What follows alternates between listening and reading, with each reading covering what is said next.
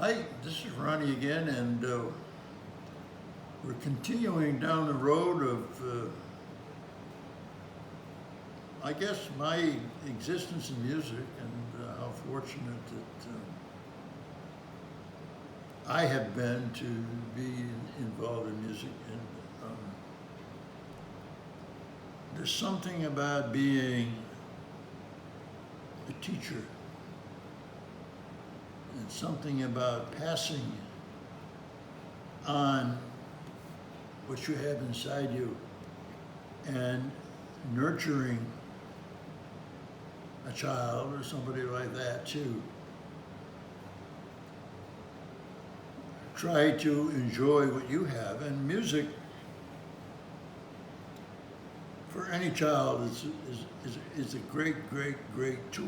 It's great for education. It's great for mathematics.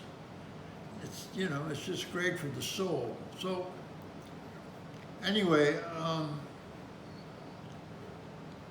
I started giving lessons, and I had a little music studio. And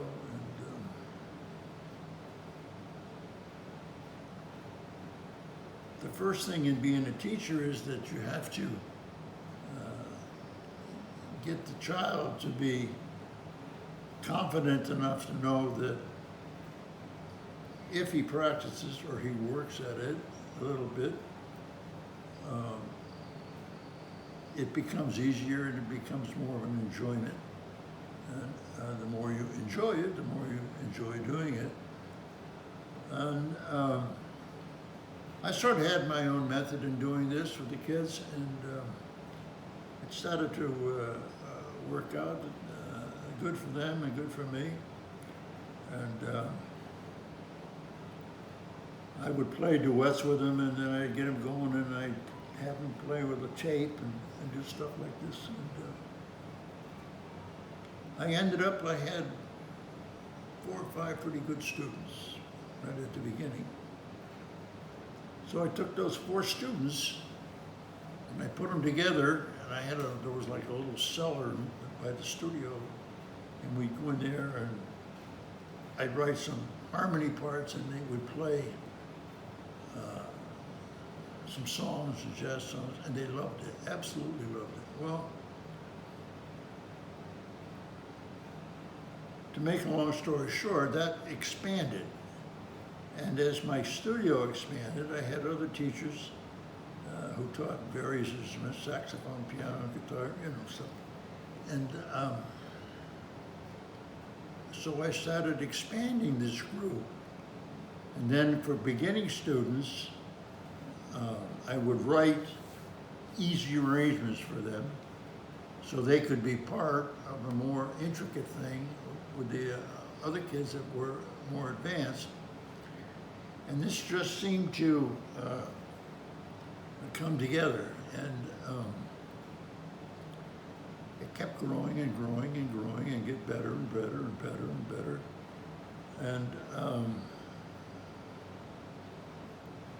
when I say better, I mean this was probably ended up to be, we had 50, I ended up with 55 kids, I think, in the band. And this was recognized as one of the best youth bands in the United States.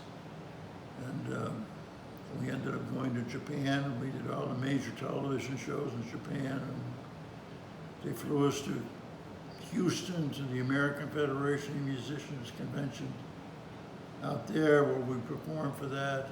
And we did many concerts. Well, anyway, out of that, we went to Japan, I want to say in 1971, maybe, So the kids at that time went from 6 years old to 18. Now this is 2020.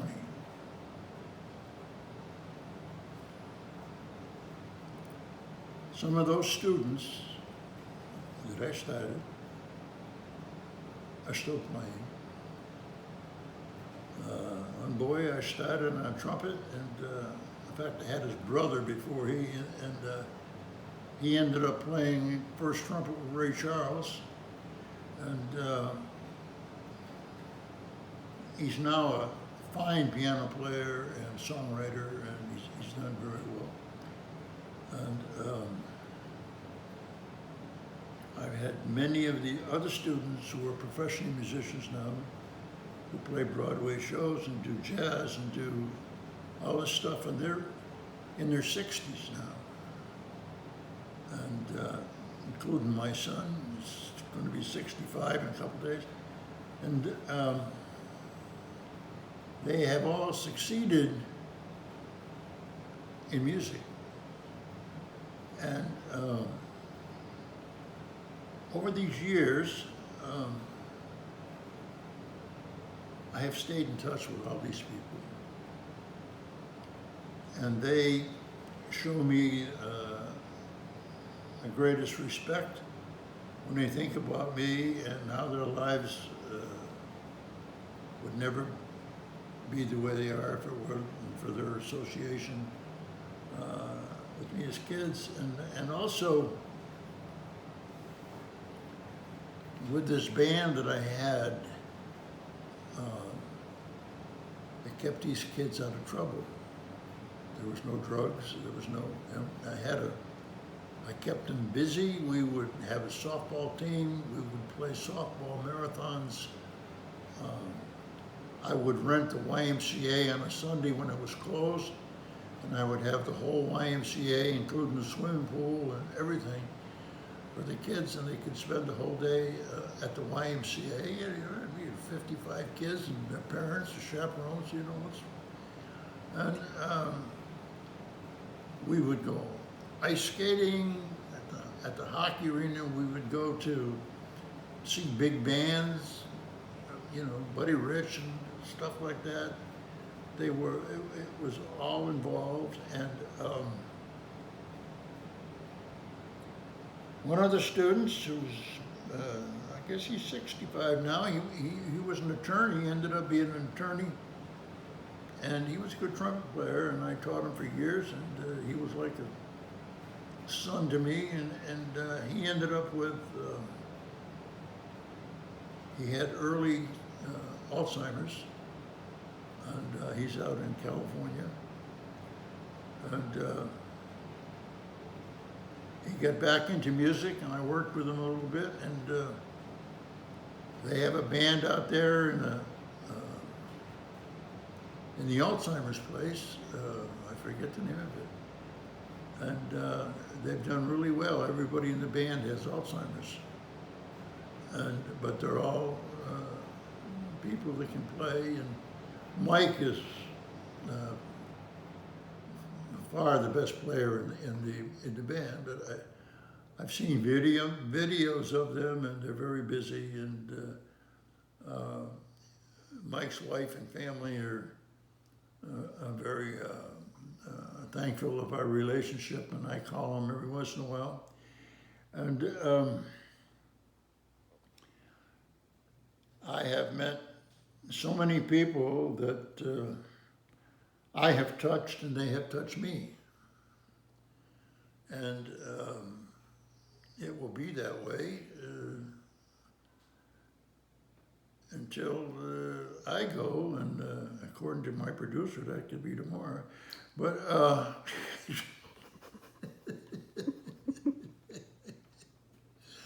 no, that threw me off. But anyway, it's just from that, and even, you know, I was a conductor, musical conductor for Ringling Brothers Barnum Bailey Circus, and I had some of these students who had moved to California, and they would play the circus for me out in Los Angeles or Anaheim or whatever. In fact, one of my students was playing at Disney, and he would come and do the show. And my son Rick, the drummer, he was a drummer on the show, and he also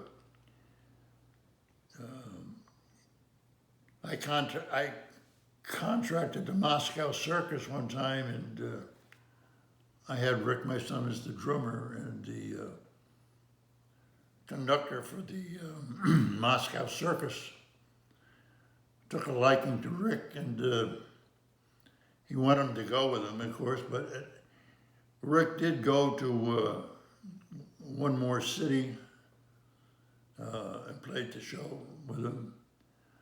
And Rick has done really well musically in the music business. He's a consultant, and he does really well. He also was a drummer for Jim Stafford, country singer. He was on the road with him, and he also was on the road with Horace Hyde Jr.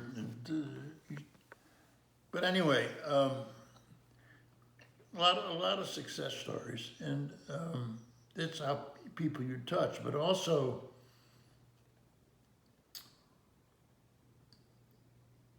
as I got older, and I had a big band for years that did very well. We worked with so many different stars, and Bob Hope and Jackie Gleason and Jack Benny and Wayne Newton and so many. I probably have worked with 50, 60, 70 stars or more, which also has been Steve Allen. I worked with a couple times, and Phyllis Diller, and Jerry Vale. I was on a road with Jerry Vale for 2 weeks. Al Martino, big singers and stuff. But anyway,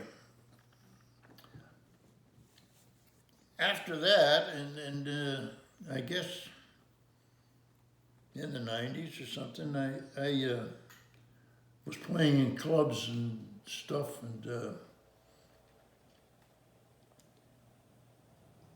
somebody had recommended me to be a band director at a Montessori school in Bradenton, Florida.